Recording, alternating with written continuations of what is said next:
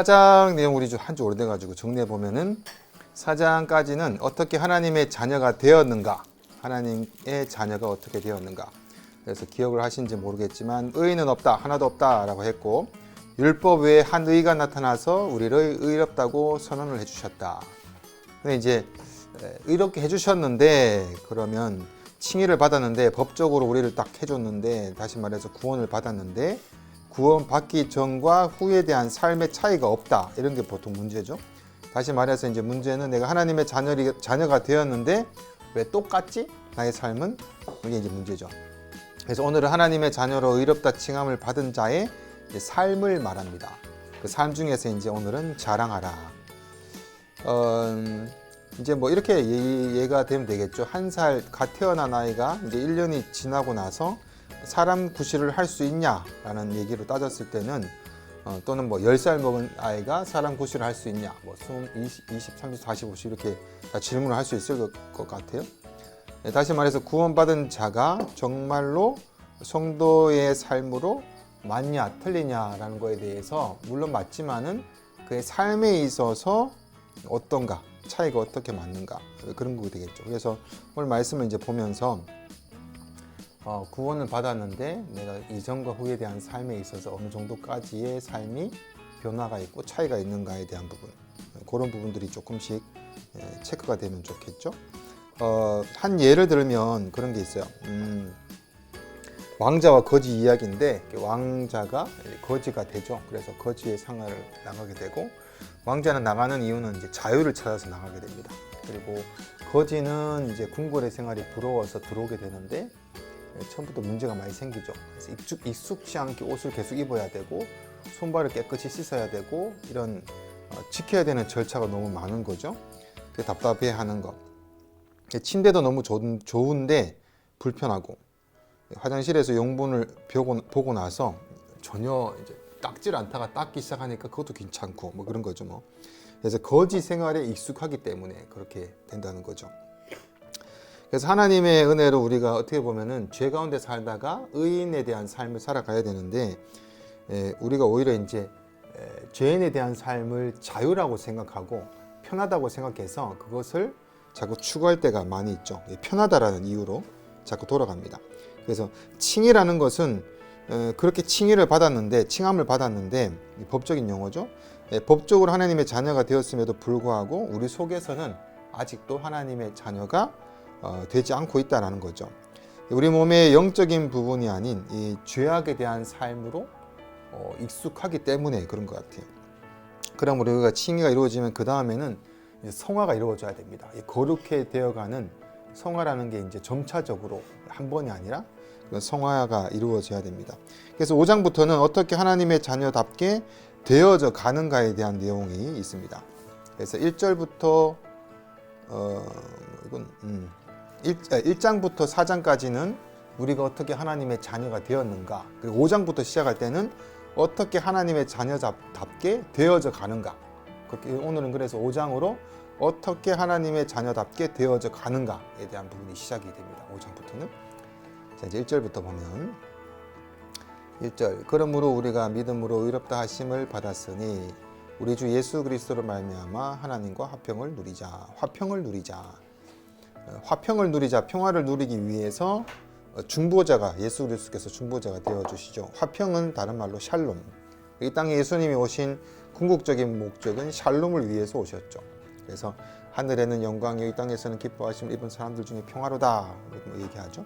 그리고 이제 요한복음 14장 27절을 누가 한번 빨리 찾으시면 요한복음 14장 27절입니다. 찾으신 분이 바로 한번 읽어주시면 감사하겠습니다. 평안을 너희에게 그치노니 나의 평안은 너희에게 주노라. 내가 너희에게 주는 것은 세상이 주는 것과 같지 아니하니라. 너희는 마음에 근심하지도 말고 두려워하지도 말라. 네, 여기서 이제 두 가지 평안이 나옵니다. 하나님 주신 평안이 있고 세상의 평안이 이렇게 두 가지가 나와요. 세상의 평안이라는 것은 이 당시에 요한복음 시대는 이제 로마 시대죠. 로마가 전체 모든 걸 장악하고 있었던 그런 시대. 그래서 로마가 주는 평화가 있어요. 그 세상이 주는 평화. 팍스 로마라 그래서 힘의 권력으로 눌러가지고 이루어지는 평화를 이야기합니다. 그래서 이제 로마의 평화는 세상이 줄 수 있는 만큼의 안정을 보장하죠. 그 힘의 권력에 눌려있기 때문에. 그래서 힘이 있기 때문에 전쟁의 위협에서 보호해주고 로마법으로 질서를 만들어서 살아가는 것을 이렇게 질서 있게 유지시켜 줍니다. 그런데 이런 평화는 이 힘의 기초가 되기 때문에 그런 평화, 이 세상의 평화, 지금 또 힘에 대한 평화로 지켜지고 있죠. 근데 하나님이 이런 평안을 말씀하지 아니하시고 바로 하나님과의 평화, 궁극적인 평화, 예수 그리스도를 통해서만 이루어지는 그런 평화를 말씀하세요. 예수님의 평화는 절망에 빠진 인생들에게 찾아오셔서 그 죄를 대속해 주시고 십자가에서 죽으시면서, 그래서 이 평화는 이제 내가 만들 수가 없는 평화고 예수님이 만드신 평화이고, 이 평화는 내가 만든 것이 아니기 때문에 평안을 누리자, 화평을 누리자라는 명령법으로 돼요. 내가 만든 것이 아니기 때문에 하나님 만들어 주시고 누리자라고 명령하십니다. 그럼 우리는 이 평안을 이제 누리면 되겠죠. 다 만들어 주시고 누리라고 하시는 거니까. 내가 만든 평안은 덜 만들어질 수가 있고 불완전할 수도 있고, 세상이 주는 평안은 이 영원한 죄 가운데 평안이 아니기 때문에 할 수 없지만 이것은 누릴 수 있다. 2절에 보면은 또한 그로 말미암아 우리가 믿음으로 서 있는 이 은혜에 들어감을 얻었으며 하나님의 영광을 바라고 즐거워하느니라. 서 있는 은혜에 들어감을 얻었으며, 서 있는 은혜, 믿음으로 서 있는 은혜에 들어감을. 그래서 이 말은 이제 원어로 보면은 왕 앞에 들어 밀어지다라는 의미를 가지고 있어요. 원어의 의미는 왕 앞에 들어 밀어지다.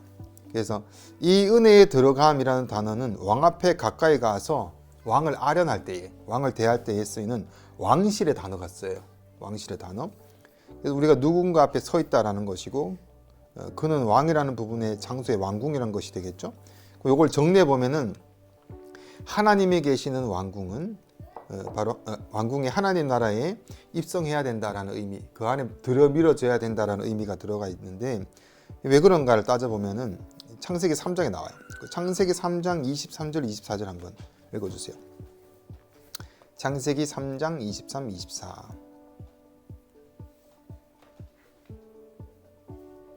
왜 하나님 앞에 왕궁에 들어 밀어져야 되는가에 대한 이유를 보는 거예요. 창세기 3장 23, 24 한번 읽어주십시오.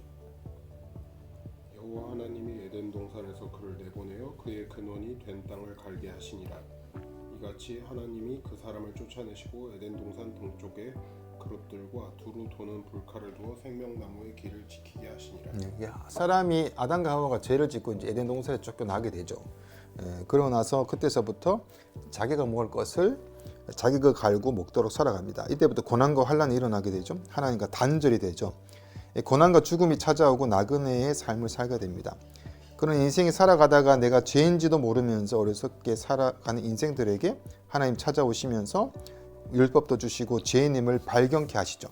죄가 너가 이렇게 있는 거야 라는 기준을 주시면서 그 율법이죠. 그래서 율법이 초등 이제 교사가 되어서 가정교사가 되어서 율법이 우리를 구원으로 인도한다 그래요. 죄를 깨닫게 해서 예수 그리스도로 인도하게 되죠.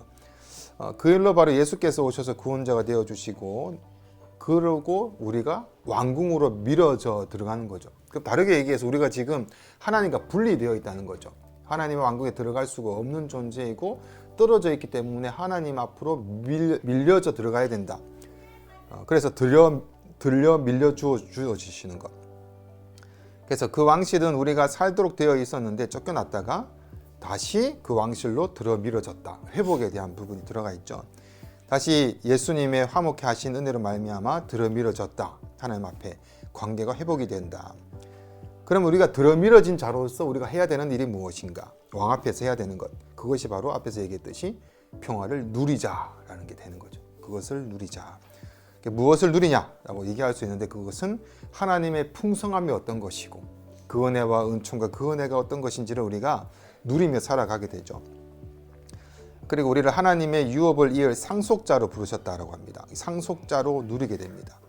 문제는 이제 우리가 성화의 과정을 거치는 게 너무나 이렇게 조금 약하거나 어리다면 이 부분이 너무나 약하게 되겠죠. 거룩하게 되어지는 것이 아니라 자꾸 옛날의 일을 기억을 하고 그것이 자유라고 누리게 되니까. 2절에 또 보면은 또한 그로 말미암아 우리가 믿음으로 서 있는 이 은혜에 들어감을 얻었으며 2절입니다. 하나님의 영광을 바라고 즐거워하느니라.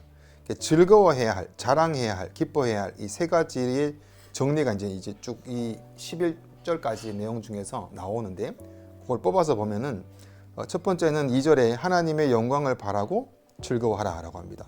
즐거워하는 거는 다시 말해서 자랑하라는 얘기거든요. 즐거워 자랑하는 이유 세 가지, 바로 하나님의 영광을 바라고 즐거워야 된다. 그래서 사람의 약속들은 내가 지키고 싶어도 못 지키고 있을 수 있어요. 사람은 한계성이 있는 존재니까. 마음은 뭐 그렇지만은 능력이 안 되면 지킬 수가 없죠. 그러나 하나님의 약속은 반드시 이루어지죠. 하나님께서 나에게 약속하신 것은 어떻게 보면 그래서 미래 완료형처럼 된 거나 마찬가지로 성경은 단어에서 얘기하기도 합니다. 그 하나님의 약속하신 내 인생의 목적지 있으면 하나님이 그것은 반드시 이루어진다. 그래서 우리는 자랑할 수 있는 충분한 이유가 됩니다. 그래서 그 자랑할 수 있는 근거는 바로 나한테서 나오는 게 아니라 그분의 성실하심 때문에 우리가 자랑할 수 있는 근거가 되죠. 되지도 않았는데 우리가 나의 능력으로 어떤 예를 들어서 어떤 대회에 나가서 입상을 해야 되는데 내 능력이 출중하다고 한들 될지 안 될지 모르죠. 그리고 다 해놨는데 코로나가 터지면 시험 못 보는 거죠. 한계성이 있다라는 거죠. 하지만 하나님의 능력은 한계성이 없기 때문에 말씀하신 것은 충분히 내가 자랑할 수 있다. 그분이기 때문에 가능하다는 거죠. 그래서 그분의 성실하심 또 전지전능하심 그런 부분들이 나의 뿌리가 되고 기초가 되기 때문에 그러면 우리에게 충분히 거기에 대한 소망을 바라볼 수 있고 충분히 우리 그것을 소망을 보고 자랑할 수가 있다는 거죠. 그래서 하나님이 이끌어가는 것을 바라볼 때 실패할 확률이 없다는 거죠. 100% 완성이 된다. 왜냐하면 이건 내가 하는 것이 아니라 하나님의 일이기 때문에 하나님의 과업이기 때문에 왜냐하면 우리가 성경에 봐도 아브라함이 불신앙의 길을 가죠. 불신앙의 길을 가서 이삭을 주셨듯이 하나님이 모든 것을 진행하십니다. 엉뚱한 얘기지만 이삭이 있고 이삭의 약속의 약속의 불신앙으로 나온 자녀가 누구죠? 이스마엘의 후손이 지금 누구죠? 전쟁을 하고 있죠 지금. 이 전쟁이 이제 그 전쟁이죠. 약속 안과 약속 밖에. 근데 그들은 그것이 맞다고 하고. 그래서 지금 제가 띄운 영상을 다 보셨나 모르겠네. 영상을 보면은 아브라함이라는 그 무덤 앞에 그거를 똑같은 무덤 앞에 벽을 두고 이쪽에서 보고 있고 이쪽에서 보고 있어. 똑같은 조상이라는 거예요. 우리는 이삭의 자손이고 이쪽은 이스마엘의 자손이고. 그래서 성경에도 나와요. 결국 이것으로 해서 전쟁으로 해서 계속 이것이 끝나지 않은 전쟁. 하여튼 그렇습니다. 그래서 우리 약속에 대한 근거 이삭을 주셨듯이 하나님이 모든 것을 진행하시고 성도는 하나님이 바라게 하신 것을 그래서 자랑할 수 있어야 됩니다. 자, 두 번째 우리가 자랑해야 될 기뻐해야 될 이유 세 가지 중에서 두 번째는 3절입니다. 다만 이뿐 아니라 우리가 환난 중에도 즐거워하나니 이는 환난은 인내를. 둘째는 환난 중에 자랑할 수 있어요. 좀 말이 안 맞는 것 같지만 여기서 환난은 특정한 사건을 얘기하는 것이 아닙니다. 코로나다, 전쟁이다 특정한 환난을 얘기하는 것이 아니라 인생살이 전체를 얘기하는 거예요. 삶을 얘기하는 거예요. 우리가 현실이 힘들고 어렵기도 하고 가면 갈수록 계속 어려움이 없다라고 보증을 못하고 그 다음에 병들이 일어나는 것도 우리가 막을 수 없이 계속 일어날 수밖에 없고 그 다음에 어떤 사람은 그런 얘기 하더라고요. 언제 제일 행복합니까? 라는 얘기했을 때 행복은 그때그때마다 느끼는 것이지 계속 행복할 수는 없다. 그거는 오히려 그게 더 비정상이지 않냐. 이런 세상 사람들은 그렇게 얘기하기도 하는데 그래서 세상의 인생살이는 힘들고 어려운 것은 당연합니다. 주님 오실 때까지 그렇게 일어날 수밖에 없습니다.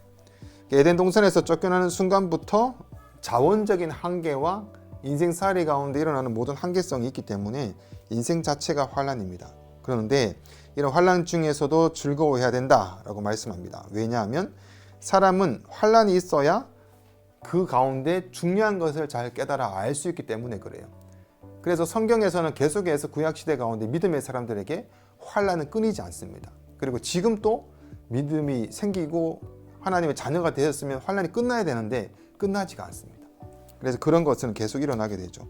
그때마다 일어나는 현상 중에서 믿음의 사람들은 가장 중요한 것을 계속해서 세우고 발견하게 되죠.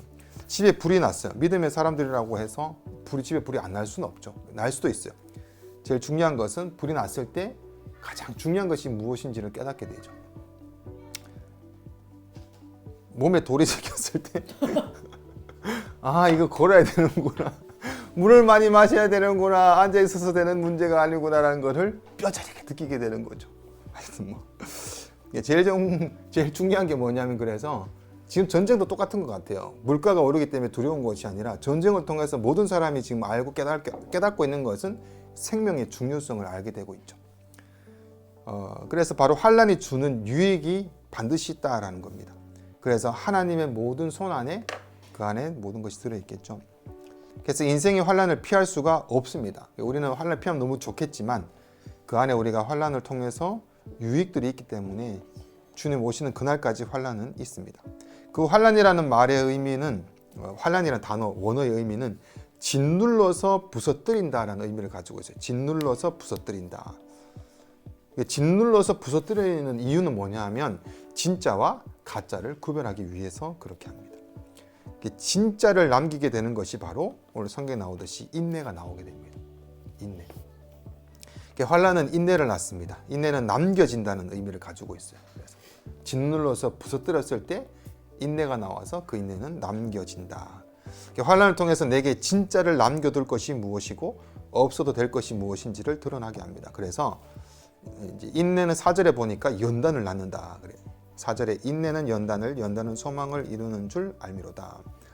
다윗이 사울을 피해서 쫓겨다니다가 다음 왕으로 분명히 기름을 부음을 받았음에도 불구하고 정말 목숨 하나 부지하기 위해서 성막에 숨고 동굴에 숨고 바위 뒤에 숨고 블레셋이라는 나라에 가서는 망명을 떠나서 거기서 미친 사람처럼 침을 막 흘리기도 하고, 그렇게 이런 시련 환난 끝에 그가 하는 말이 뭐냐면 여호와께 피하는 자는 복이 있도다라는 말을 꺼내게 돼요.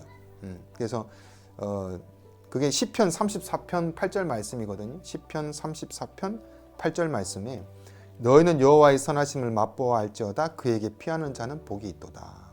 그래서 우리는 이렇게 평안할 때 이런 말을 한 게 아니에요. 정말 인생의 처절한 환난 끝에 바닥에 가서 알았던 것이 뭐냐 하면 여호와께 피하는 자는 복이 있도다. 그래서 우리는 연단을 통해서 우리의 시선이 항상 주님께 고정하는 훈련을 받게 됩니다. 그래서 세 번째는 바로 하나님 안에서 즐거워하게 됩니다. 세 번째는 즐거워하게 되는 이유, 세 번째 하나님 안에서 즐거워하게 된다. 결국 하나님 안에서 자랑하게 결국 된다라는 거죠. 그래서 환난은 인내를, 인내는 연단은 소망을 이룬다는 말씀입니다. 이 소망은 주님만이 소망이 된다라는 거죠. 주님 안에서만이 소망이 된다. 그래서 마지막 자랑으로 하나님 안에서 즐거워하게 됩니다. 그게 이제 11절에 보면은 그뿐 아니라 이제 우리로 화목하게 하신 우리 주 예수 그리스도로 말미암아 하나님 안에서 또한 즐거워하느니라. 세 번째가 하나님 안에서 즐거워하게 됩니다. 주님만이 나의 평화고 나의 피난처가 된다는 고백. 그래서 우리가 하나님의 왕궁으로 들어간 우리에게 그 왕 앞에서 그것만을 자랑하면서 고백하는 것이 있다면 왕궁의 모든 것의 상속자인 우리는 그것을 누릴 수가 있다라는 거죠. 그래서 이제 이런 이제 질문을 할 수 있겠죠. 그러면 우리가 힘들게 보이는 환난, 인내, 연단 이런 부분이 오면은 우리가 좋다고 하는 분이 누가 있겠습니까, 그죠? 살다 보니 어떻게 보면은 이제 작은 환난, 작은 인내, 작은 연단이 와야 되는데 그렇지 않죠. 계속해서 더 크게 다가오지 작아지진 않는 것 같아요. 그래서 이런 인생들에 보면서 우리가 홀로 어떻게 보면 이겨나기가 힘들다라는 생각에 오히려 좀 두려워하거나 조금 피하고 싶다는 마음이 또 들기도 할 수 있어요. 그런데 성경을 보면 분명히 말씀하시는 것은 홀로 두시지 않는다. 성령님이 영원히 내주하셔서 힘과 능력과 피할 길을 주신다라고 말씀하십니다. 그래서 이 길을 완벽하게 걷도록 성령님께서 함께 하신다. 그래서 우리 신자로 살아가는, 성도로서 살아가는 나의 삶 가운데 나의 힘으로 살아가는 것이 아니라 성령님의 인도하심으로 의지해서 살아가는가를 되물어 봐야 돼요. 내가 이때까지 지난 시간은 성령님의 은혜와 능력으로 살아오면서 이렇게 의지하면서 지내왔는가. 그리고 내가 목적으로 삼는 건 내 목적지죠. 내가 바라보는 목적과 그런 모든 것들이 이 세상에 대한 기준과 가치인가 아니면 성령을 붙들고 가는 한 걸음 한 걸음의 매일 삶인가라는 거죠. 5절 말씀 보면 소망이 우리를 부끄럽게 하지 아니함은 우리에게 주신 성령으로 말미암아 하나님의 사랑이 우리 마음에 부은 바 됨이니. 그래서 자신을 의지하고 있지 말고 성령을 의지하는 그런 삶이 돼야 됩니다. 성령께 붙들려서 환난이 나를 깎아 빚어가는 시간이라는 것을 기억하고 고난 중에서도 하나님이 나를 버리시는 것이 아니라 사랑해 주셔서 고난 중에서도 성도로 빚으시고 만들어가고 하나님의 자녀로 만들어가시고 성화시키는 거룩한 성도로서 만들어가시는 것. 이게 언제까지냐면 예수님이 다시 오시기 전까지 사랑으로 빚으신다라는 것을 우리가 잊어서는 안 됩니다. 그래서 우리가 그 안에서 충분히 즐거워할 수 있다. 만들어 가시기 때문에 우리가 아이들에 대해서 제일 큰 거는 이 부분의 이해가 그런 것 같아요. 제가 안나나 유나나 많이 혼내고 또는 다른 사람한테 피해를 끼치거나 네가 이렇게 살아갔을 때는 나중에 네가 힘든 삶이 될 것 같아라고 해서 가르치고 내가 막 얘기하는데 집중 못하면 다시 얘기하고 또 얘기하고 잔소리하고 막 그것도 안 되면 또 큰 소리로 얘기했다가 막 내가 아빠 얘기했던 거 네가 다시 얘기해봐 라고 하면서 어떻게 보면 짜증이 굉장히 많이 날 수도 있을 것 같아요. 빨리 이런 시간이 지나갔으면 좋겠다라고 안나 유나가 생각할지 모르겠지만 그럼에도 불구하고 관계는 깨어지지 않는 것 같아요. 그 이유가 뭐냐 하면 사랑한다는 이런 전제가 있기 때문에 연결된 전제가 있기 때문에 자녀와 부모와 자녀의 전제가 있기 때문에 가능한 것 같아요. 8절에 보면은 이거 한번 다 같이 읽을까요? 그리고 끝나요. 맞춰요. 나머지 어렵지 않으니까 8절 말씀 다 같이 8절 제일 중요한 다 같이 시작. 우리가 아직 죄인 되었을 때에 그리스도께서 우리를 위하여 죽으심으로 하나님께서 우리에 대한 자기의 사랑을 확증하셨느니라. 아멘. 그래서 내가 하나님을 사랑하는 것에 대한 믿음이 아니라 하나님이 나를 사랑하기 위해서 확증해 주신 것에 대해서 우리가 믿음으로 가거든요. 자신을 내어주셨는데 우리를 버리지 않으신다는 거죠. 절대로 환난 중에서도 고통 중에서도 이런 관계가 있기 때문에 우리는 그 안에서 즐거워할 수 있습니다. 하나님 여러분을 지금부터 계속해서 사랑한다라고 고백하시면서 계속해서 우리를 만들어 가십니다. 그래서 금방 어떻게 보면 예수님이 오실 수 있을 것 같아요. 오고 싶으실 것 같아. 왜냐하면은 우리가 보통 신랑 대신 예수님을 얘기할 때 결혼하고 나서 그 유대인의 그런 결혼법에 1년 동안 떨어져 있으면서 신랑은 신랑 아버지와 함께 신부가 올 집을 짓는다 그러거든요. 처소를 마련한다고. 그래 막 짓고 있다가 신랑은 이게 빨리 끝나서 빨리 데리러 가고 싶은데 그때는 하나님이 아버지가 결정한다 그러거든요. 예수님 얼마나 빨리 오고 싶고 빨리 우리를 만나고 싶어 하실지 몰라요. 근데 그런 지체하는 이유, 이게 늦어지는 이유는 두 가지를 얘기합니다. 하나는 그 구원에 대한 숫자가 다 찰 때까지. 그래서 교회는 끊이지 않고 해야 되는 것이 바로 복음 전파기 선교를 꼭 계속해야 됩니다. 지금 찬양의 밤을 위해서 회복이라는 부분을 우리가 하고 있는데 빠져있는 부분이 지금 선교거든요.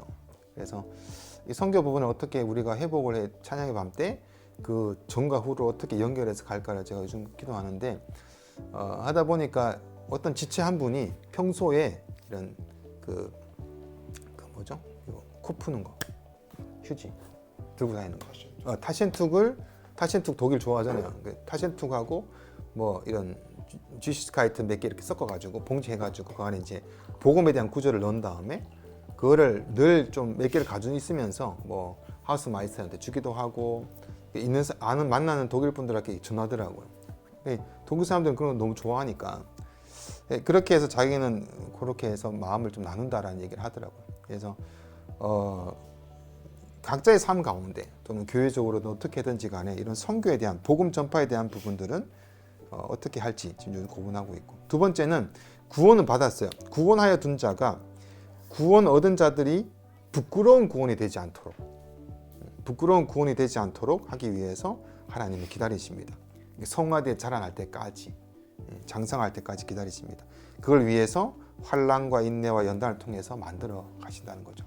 그래서 환난과 인내와 연단을 두려워할 것이 아니라 자세가 너무 중요한 것 같아요. 어려움이 올 때 내가 하나님께서 나에게 원하시는 것이 무엇인지를 되묻고, 그래서 믿음을 부어주시고 참된 소망을 품게 하시고 사랑으로 확증해 주셔서 주 오실 때까지 성도를 만들어가고 자라게 하시고 인도하심에 대한 부분.